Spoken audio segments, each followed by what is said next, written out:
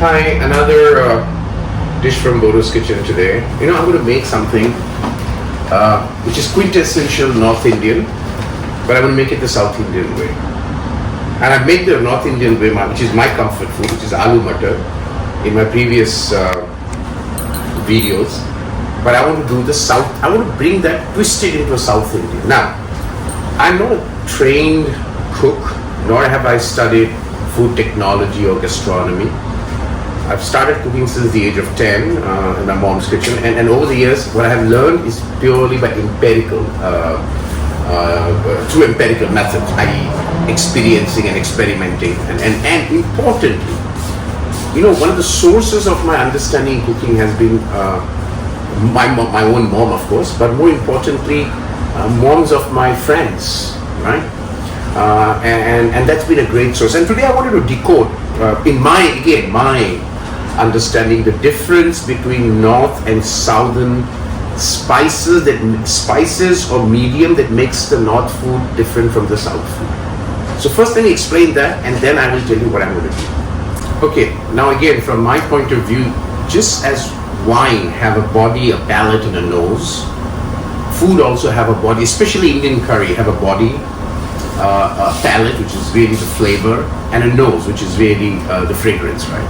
So if I were to look at North and South Indian spices, be the sambar spice, Madras curry spice, go up north, you look at the garam masalas, and any kind of, chicken masalas or meat masala. Again, I don't want to be challenged on it and neither hold me to truth on this one, but based on my experience, there are 4 items, I would use the word item, that differentiates the North from the South in terms of spices and cooking. The first is the medium, the cooking medium, I mean coconut oil, right? That brings a very distinctive flavor to the food, or as I would call a palate. The second is curry leaves, very distinctive to the South. The third is the use of coconut, grated coconut, or even at some states coconut milk or coconut water, which is again very unique to South, although at times you can see some North Indian food uses coconut, but really it's a South thing. And that coconut, especially grated coconut that's used in a South Indian curry, gives it a body. And finally, what I think, and based on my experience, is the shallots that they used in the South. By shallots, I mean the small onion. In India, we call it the small onion, or some even call it the sambar onion, right? Which is really the shallots, because the shallots bring in a very distinctive flavor to food. So what I'm going to do is I'm going to make the Aloo Matar, which is a classic North Indian dish with a twist of cooking it in coconut oil, using curry leaves, using grated coconut, and also cooking it with shallots instead of onion.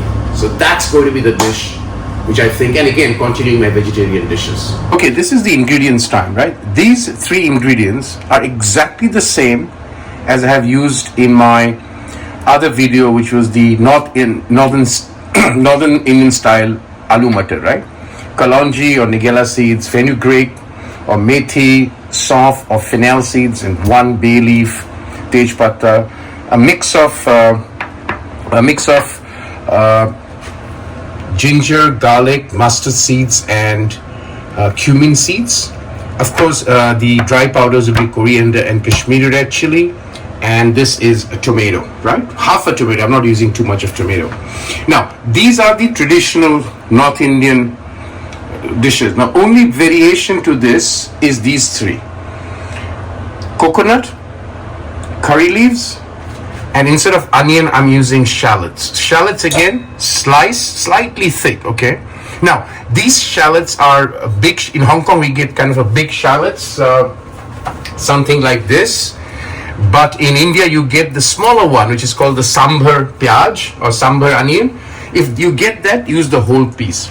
On the coconut, I have cut it into diced. I've diced them into this. And as usual, for all my dishes, I try and experiment. If I'm experimenting, I do one with a small amount to see how it turns out. So please use this instead of grated coconut. in this dish, because with the peas and the potato, the curry base does not come out well with the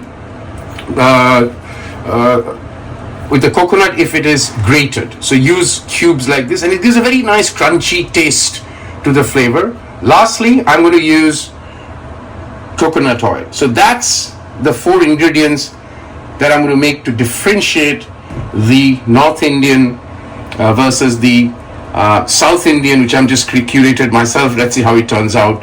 Hi, so it's cooking time. What I've done is I've heated up about 2.5 tablespoons of coconut oil. Coconut, like mustard, is unrefined, which means you really have to smoke it, right? So like you do with mustard oil. So I've just smoked. You can see the smokes coming out at this point in time. At this stage, I'm going to put all the whole spices. Put in the grated garlic, ginger, green chilli, cumin seeds, and I'm going to just cook this till the raw smell of the garlic and the ginger doesn't dissipate. The ginger garlic has kind of fried well. At this stage goes in the onion, the shallots, and I'm doing it all at kind of a high to medium flame. And at the same time as the onion is cooking, I'm going to put in the curry leaves as well as the coconut, because the coconut needs to fry a little bit, right? And this gives a very nice texture, because of this diced coconut.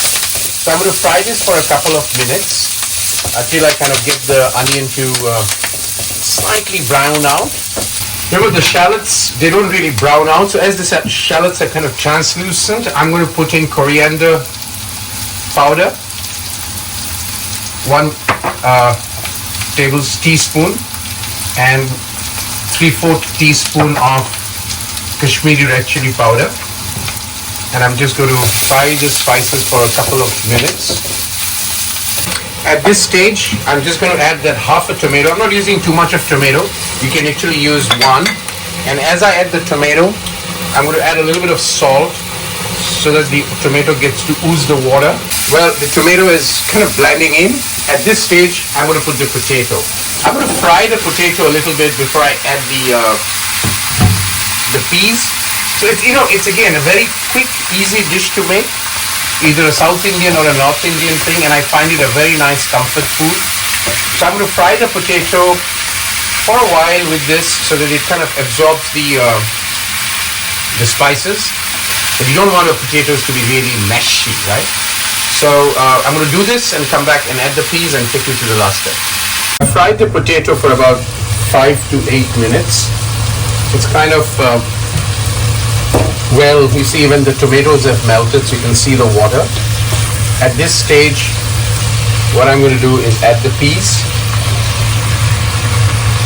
These are frozen peas, so it doesn't require a lot of cooking. But if you're using the normal peas that you have in India, which is not frozen, then you may need to cook it a little bit more. The peas, because they could be hard, but these are frozen peas. So at this stage, what I'm going to do is I'm going to add hot water, just about enough to cover the potatoes. And I've done my salt test already, so salt is fine. And I'm just going to cover it. And as I said, these potatoes that I buy requires 10 minutes. So I'm just going to put it for 10 minutes on a medium to low flame. And that's my creation, my curation of a South Indian aloo matar, which is my most comforting food after yellow dal, tarka, with 4 ingredients: shallots, coconut oil, curry leaves, and cut coconuts, not grated, right? So as I said, I try to put in some vegetarian dishes. had the location, the last one. This is this. And let me think about what's going to be the next dish from Bordo's kitchen, either veg or non-veg. Till then, have a good summer break.